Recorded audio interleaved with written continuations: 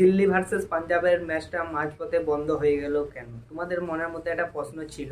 তোমরা হয়তো ভেবেছিলে যে এক টাইম ভেবেছিলে যে কিছু টেকনিক্যাল প্রবলেমের জন্য খেলাটা বন্ধ করে দেওয়া হয়েছে। দেখো, যখন আইপিএল পুরো ড্রপ হয়ে গেল, পুরো আইপিএলটা ড্রপ করে দিল, তখন তোমাদের মনের মধ্যে যে প্রশ্নটা ছিল সেই প্রশ্নটা কিন্তু দূর হয়ে গেল। কারণ দেখো, অপারেশন সিন্দুর চলছিল, সেইখানে কিন্তু খেলাটা চালানোটা সম্ভব ছিল না। আমাদের কাছে আইপিএলটা আগে নয়, আমাদের কাছে হচ্ছে দেশটা আগে। আইপিএলের মতন বহু বহু খেলা কিন্তু আমাদের দেশ করে দিতে পারে যখন তখন, কিন্তু তার জন্য বলবো আমাদের কাছে আইপিএলটা আগে নয়, আমাদের কাছে দেশটা আগে। যেখানে আমরা আইপিএল দেখে এনজয় করব, মজা করব, সেইখানে কিন্তু আমাদের দেশের সৈনিকরা যুদ্ধ করতে ব্যস্ত আছে পার্শ্ববর্তী দেশের সাথে।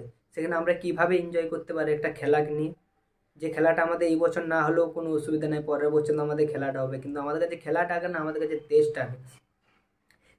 যেখানে সৈন্যরা মিশন সিন্দুরকে নিয়ে ব্যস্ত, সেখানে কিন্তু আমরা আইপিএল নিয়ে ব্যস্ত থাকতে পারি না। আমাদেরকেও সৈন্যদের পাশে থাকতে হবে, তাহলে তো তারা হিম্মত পাবে যে আমাদের পেছানো আছে তারা। তার জন্য বলবো আমাদের দেশ আগে, আমাদের আইপিএল আগে না। আইপিএল যখন তখন হতে পারে, এই বছর না হলেও কি হবে, পরের বছর কিন্তু আমরা আইপিএল ফের করাতে পারি। তার জন্য বলবো সবাই সুস্থ থেকো, ভালো থেকো, আর যতটা পারবে সৈনিকদের পাশে থেকো। তার জন্য বলবো আইপিএল এই বছর না হলেও পরের বছর কিন্তু আমরা আইপিএল দেখতে পাবো।